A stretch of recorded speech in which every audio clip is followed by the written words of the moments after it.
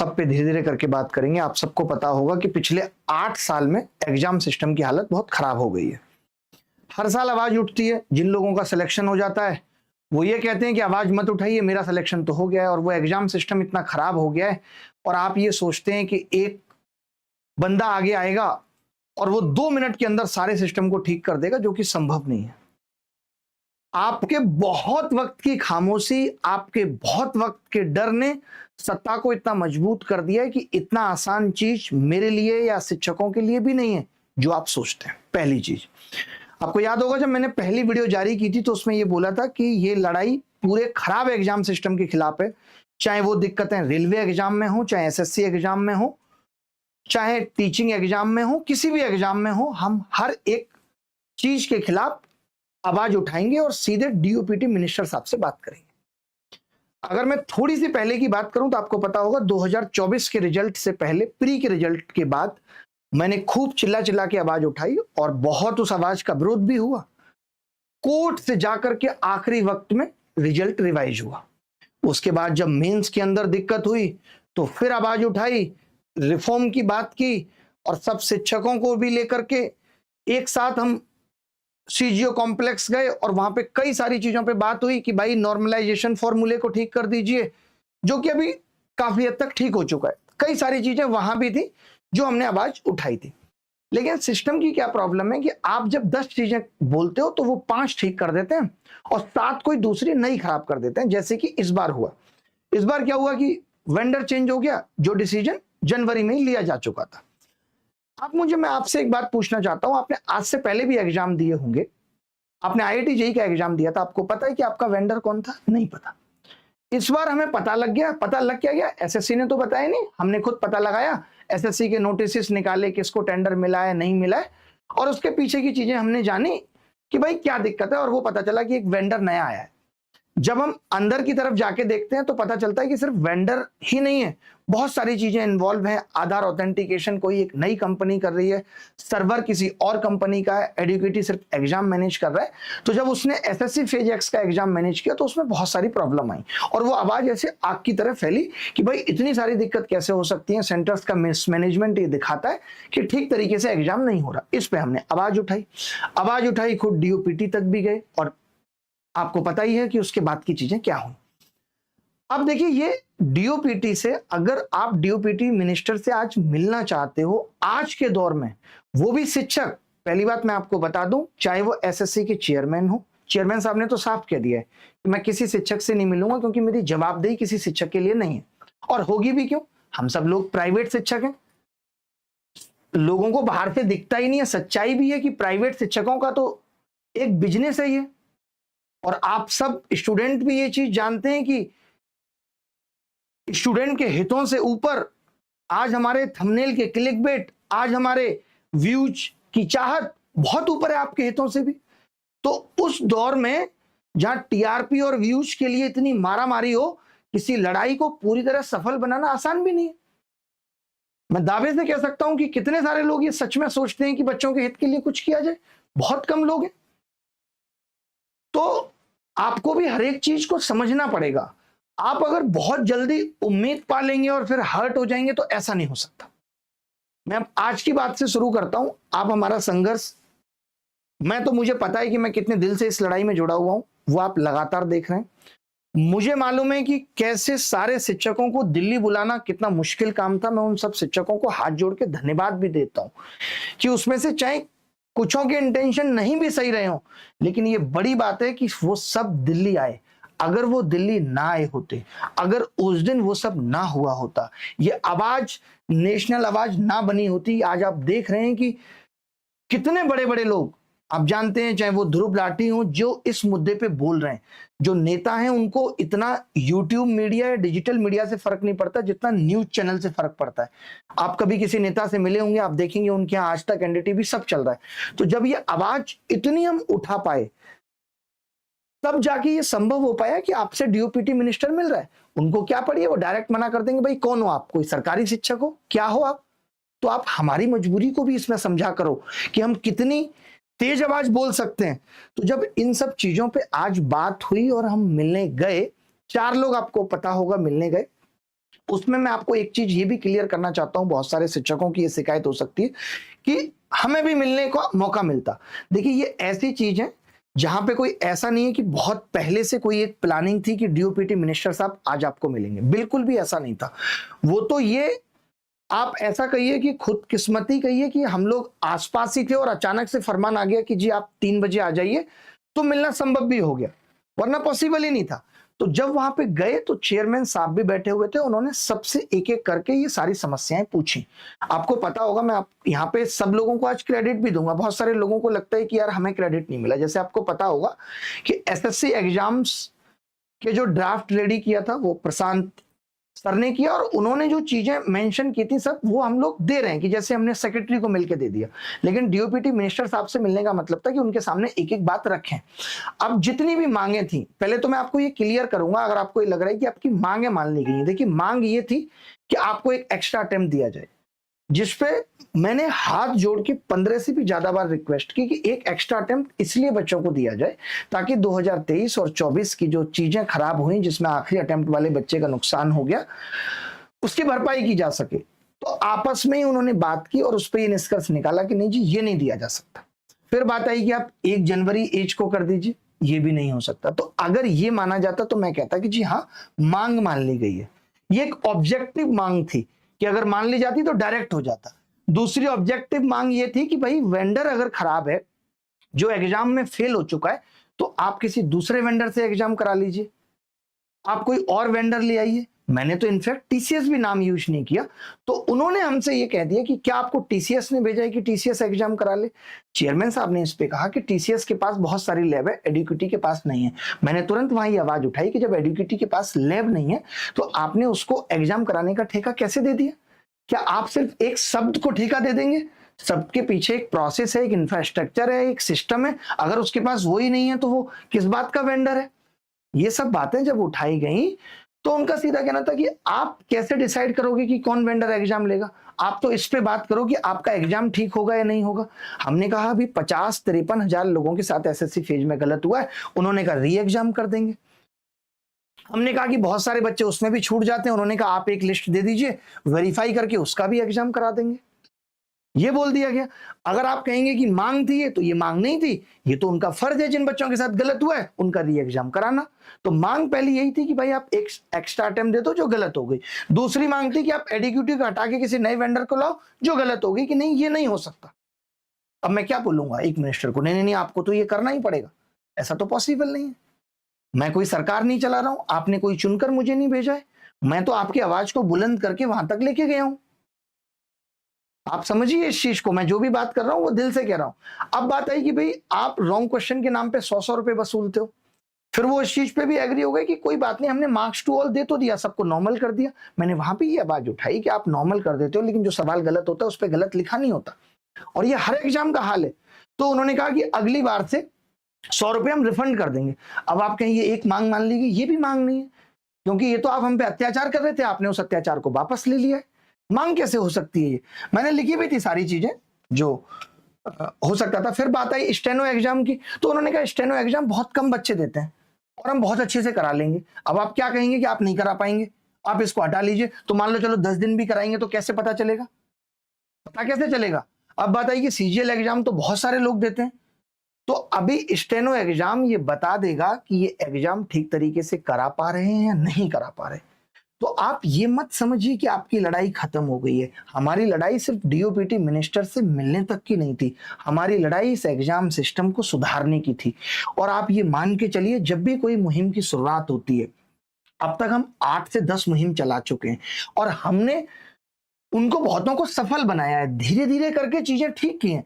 मैं आज, आपने अगर सुना हो तो कुछ दिन पहले लोग ही ये कह रहे थे कि आज एसएससी में चीजें इतनी ठीक हो गई हैं, तो वो उन सब मुहिम का ही नतीजा है। ऐसा नहीं है कि चीजें ठीक नहीं हुई हैं। फिर बात आई कि भाई रेलवे एग्जाम में इतनी सारी दिक्कतें, तो पहले तो उन्होंने चेयरमैन साहब को ही कहा कि भाई आप रेलवे एग्जाम के, रेलवे बोर्ड के जो चेयरमैन है उनसे बात कर लीजिए।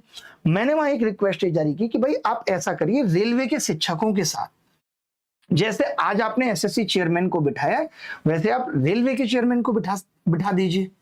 इस पे भी उन्होंने कहा कि हम 1 वीक में ऐसा कर देंगे। अब मैं आपको बताता हूं कि जिस दिन जंतर मंतर पे हम लोग थे तो डीसीपी ने यही कहा था कि हम मंडे तक आपको मिलवा देंगे।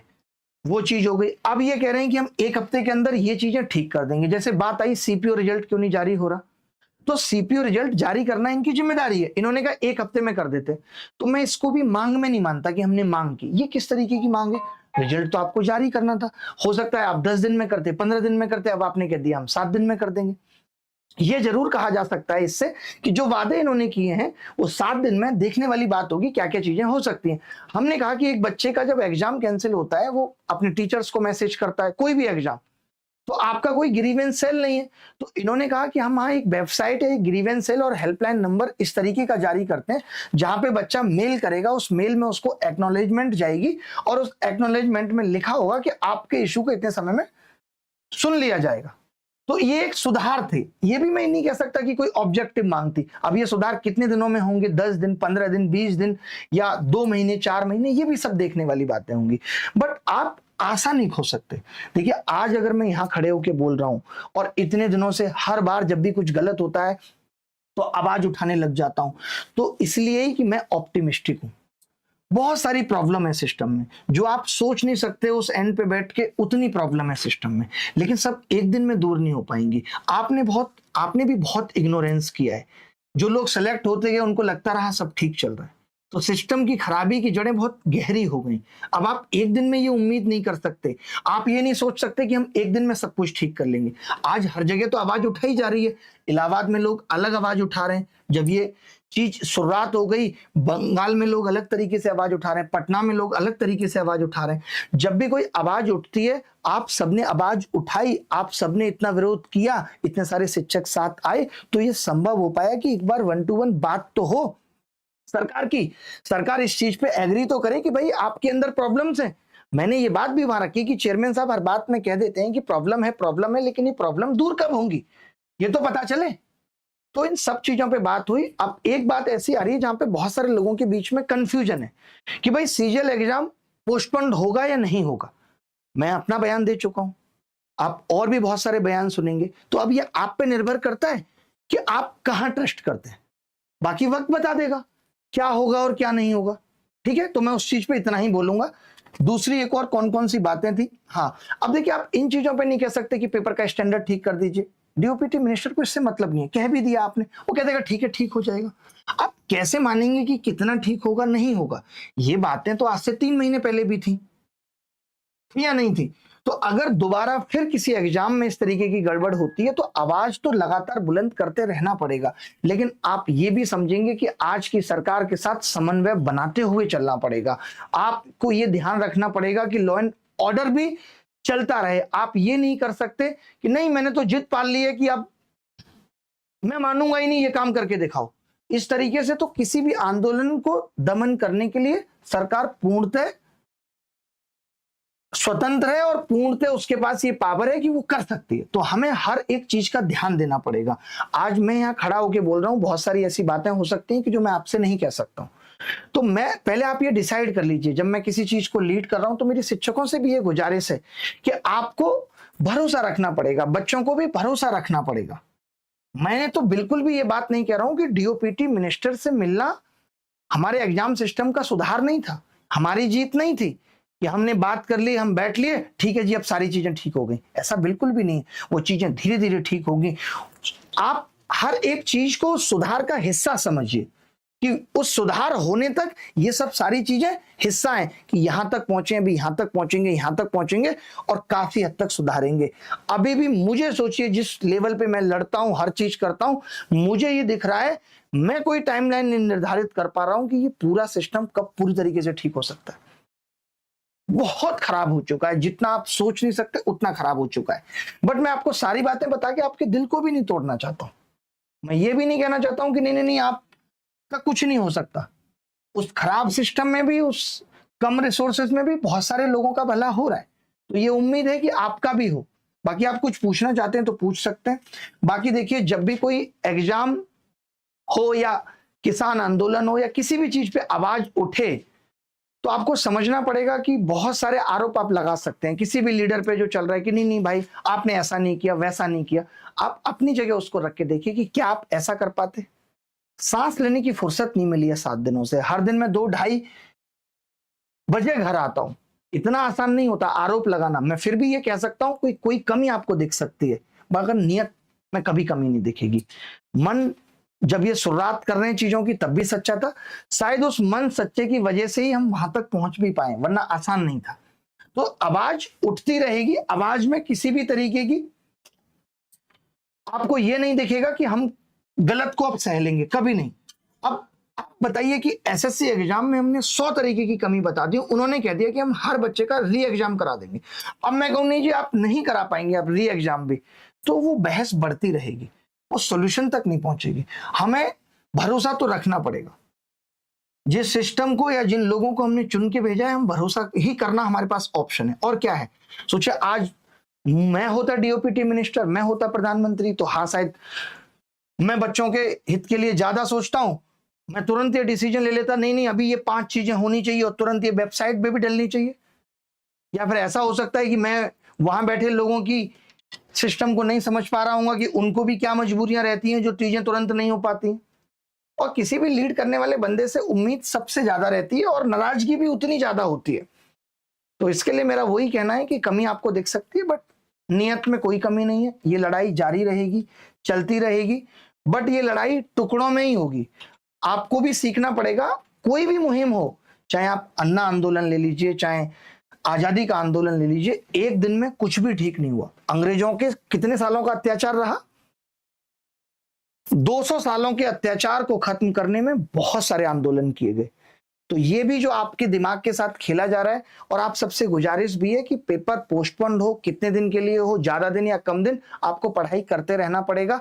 आप अब ये वीडियो से अपनी मानसिकता, आप जितने वीडियो देखेंगे आपकी मानसिकता, आपका दिमाग डाइवर्ट होता रहेगा। कहीं आपको कुछ दिखेगा, कहीं आपको कुछ दिखेगा, लेकिन जो सच्ची बात है वो मैंने आपको बता दी। बाकी और चीजों में दिमाग मत लगाइए, इन सब चीजों पे भी फोकस मत करिए। शिक्षकों से भी ये रहेगा कि कौन गया नहीं गया, कौन क्यों नहीं जा पाया। देखिए ये सब चीजें तो हमेशा चलेंगी और ये कोई आखिरी मीटिंग नहीं है। पहली बार चेयरमैन साहब से मिलने कोई और 3 लोग गए थे, दोबारा में मिलने कोई और 2 लोग गए थे, तिवारा में मिलने कोई दूसरे 2 लोग गए थे। तो अगर डीओपीटी मिनिस्टर साहब अगली बार जब मिलने का डेट देते हैं तो सभी रेलवे शिक्षक जाके बात को उठाएंगे। और ऐसा नहीं कि आज राकेश सर ने भी रेलवे की बहुत बात की, वो सिर्फ रेलवे पे ही बोले, एसएससी पे बोलने के लिए और लोग बहुत थे। तो लोग बोल रहे हैं आपकी आवाज, आप ऐसा नहीं सोच सकते। जैसे अब जो शिक्षक नहीं जा पाते उनको लगता है कि नहीं ये बच्चों के साथ धोखा हो गया, रेलवे तो बोला ही नहीं गया। तो आप अपने हिसाब से भी आवाज उठाने के लिए स्वतंत्र हैं।